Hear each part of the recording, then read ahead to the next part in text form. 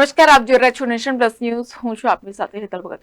ડભોઈ સત્તરગામ પટેલવાડી ખાતે મા ધરતી તારું તુજને અર્પણ સૂત્ર સાથે માઇલસ્ટોન ગ્રીન વડોદરાના સહયોગથી કૃષિ સેમિનારનું આયોજન કરવામાં આવ્યું હતું.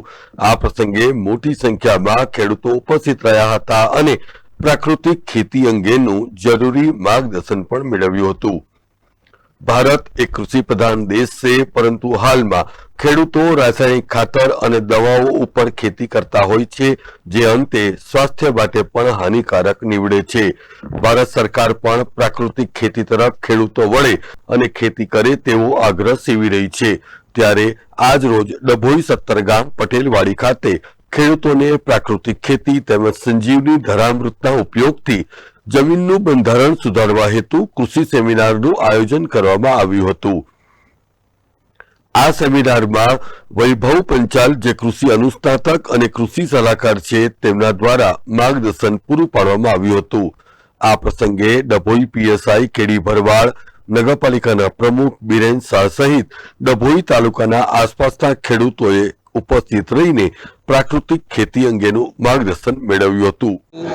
બાયોગેસ પ્લાન્ટ માઇલસ્ટોન વડોદરા થકી આજે એક કાર્યક્રમની અહીંયા રજૂઆત કરવામાં આવી હતી, જે ડભોઈની અંદર આજે આ એક કાર્યક્રમ હતો, જેની અંદર ઓર્ગેનિક ખેતી કરવા માટે, પ્રાકૃતિક ખેતી કરવા માટે ખેડૂતોને જે એક ટ્રેનિંગ પ્રોગ્રામનું આયોજન કર્યું, જેની અંદર ઘણા બધા ખેડૂતોએ બહુ રસ દાખવી અને એની અંદર પોતાનો ઇન્ટરેસ્ટ લીધો. જેમાં સંજીવની બાયોગેસ અને સંજીવની બાયોગેસનું એક ધરામૃત કરીને જે બેક્ટેરિયલ વસ્તુ છે, જે ખેડૂતો પોતાના ખેતરની અંદર વાપરે અને સરસ એનું રિઝલ્ટ લે, એ કે અને ખેડૂતો પ્રાકૃતિક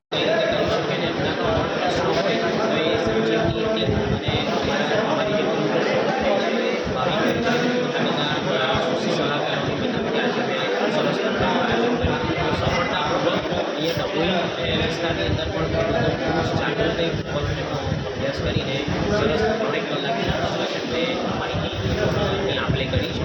એટલે આ એક બહુ સારી અને કહેવાય કે સજીવ ખેતી માટેની એક બહુ સારી વાતચીત છે.